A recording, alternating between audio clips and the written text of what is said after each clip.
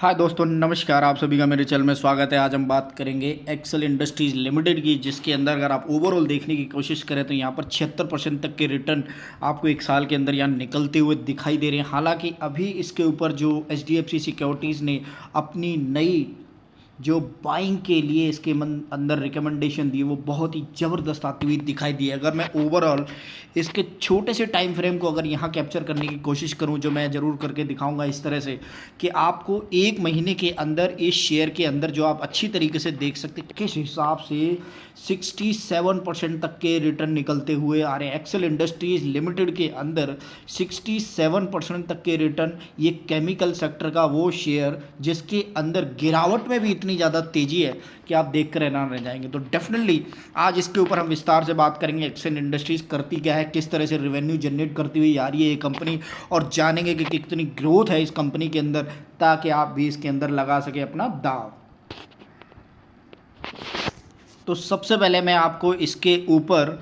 अपनी जो HDFC securities की रिसर्च निकलती हुई आ रही है वो मैं दिखा दूं, जिसके अंदर आपको ये बताया जा रहा है कि एक महीने में 65% तक ये केमिकल सेक्टर HDFC सिक्योरिटीज़ ने अगले 6 महीने के लिए इसके ऊपर ज़बरदस्त टारगेट दिखा दिए हैं। तो यानी कि ये इसके अंदर आने वाले टाइम में भी अच्छी खासी तेज़ी आपको दिखती हुई नज़र आएगी एक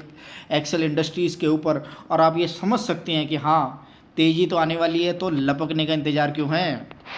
एक्सेल इंडस्ट्री काम करती हुई दिखाई दे रही है फाइनेंशियल रूप से, ताकि आप ये समझ सकते हैं हाँ कि कंपनी के अंदर दमखम है, और आगे आने वाले टाइम में भी आपको दमखम दिखाई देता रहेगा। तो डेफिनेटली मैं आपको सबसे पहले एक बार और बता देता हूँ कि ये केमिकल और स्पेशलिटी केमिकल सेक्टर की एक दमदार कंपनी है, जिसके बारे में अगर और जानने की कोशिश करें तो यहाँ पर आपको दिखाई दे रहा है कि किस तरह से इस शेयर ने लगभग 2000 करोड़ की इसकी मार्केट कैप है, 1780 रुपये का इसका हाई है, और 776 रुपये का इसका लो जो इसने बनाया है। फेस वैल्यू इसकी देखेंगे तो लगभग 5 रुपये की है, और रिटर्न ऑन कैपिटल और रिटर्न ऑन इक्विटी वो भी आपको यहाँ पर नज़र आता हुआ दिखाई दे रहा है। अगर इसके ओवरऑल चार्ट की जो कोशिश मैं दिखाने की कोशिश कर रहा हूँ कि किस तरह से इसने एक महीने के अंदर, जो मैंने अभी भी थोड़ी देर पहले बताया था कि 60% से ऊपर ज़्यादा का रिटर्न जनरेट करके दिया है, तो यहाँ पर ये कंपनी के अंदर जो पॉजिटिव और नेगेटिव निकलता हुआ दिखाई दे रहा है कि कंपनी ने अपना डेट चुका दिया है, ऑलमोस्ट डेट फ्री हो गई है, और company is good for the quarter result, यानी कि कंसिस्टेंट तरीके से क्वार्टर रिजल्ट काफ़ी अच्छे देती हुई दिखाई दे रही है। सिर्फ एक ही कमी नज़र आती हुई शेयर के अंदर दिखाई दे रही है, वो है poor sales growth for last 5 year. तो कोई बात नहीं, टेंशन लेने की ज़रूरत नहीं है। जब डेट फ्री हो गई है कंपनी तो दौड़ेगी और दौड़ेगी और सिर्फ दौड़ेगी। पीयर कंपेरिजन की बात करें तो डेफिनेटली आप यहाँ समझ सकते हैं कि 8वें नंबर पे ये कंपनी आती हुई दिखाई दे रही है। जहाँ तक सेल्स की बात करें तो रेगुलरली इस कंपनी के अंदर अगर आप देखने की कोशिश करें तो यहाँ पर सेल्स सिर्फ और सिर्फ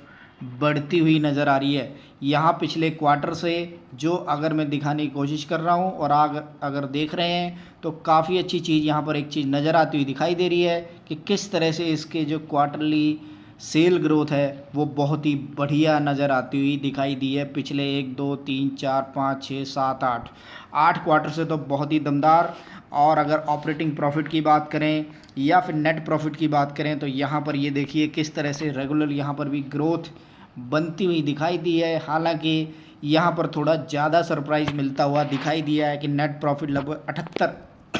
करोड़ रुपए का यहाँ आता हुआ दिखाई दिया है, जो आप देखेंगे लगभग 3 क्वार्टर के रिजल्ट्स को बीट करता हुआ दिखाई दे रहा है। बीट करता हुआ, जी हाँ जी, 3 क्वार्टर के रिजल्ट्स को, और यही रीज़न है कि शेयर के अंदर ज़बरदस्त उछाल आता हुआ यहाँ आपको नज़र आ रहा है। अगर ईयरली वाइज कंपेयर करने की कोशिश करें तो उस क्षेत्र में भी कंपनी, अगर सिर्फ एक चीज़ को छोड़ दिया जाए, यहाँ से लेकर के यहाँ तक कंपनी बहुत अच्छी है। यहाँ सरप्राइज रिजल्ट बहुत अच्छे आते हुए दिखाई दिए हैं। उसके बाद थोड़े से क्योंकि कंपेयर करें तो ग्रोथ के हिसाब से तो ठीक है इसके अकॉर्डिंग, लेकिन अगर ये थोड़े से कम होते और फिर ज़्यादा, क्योंकि एक्सपेक्टेशन थोड़ी सी ज़्यादा हो जाती है, तो उस हिसाब से तो अगर ये ग्रोथ ओवरऑल देखी जाए तो बहुत अच्छी यहाँ पर दिखाई दे रही, पर यहाँ थोड़े से ज़्यादा दे दिए हैं, इस वजह से ये कम आए हैं, तो थोड़े से नेगेटिव नज़र आते हुए दिख रहे हैं। लेकिन अगर यहाँ भी थोड़े से ज़्यादा होते, 31 और 30 होते,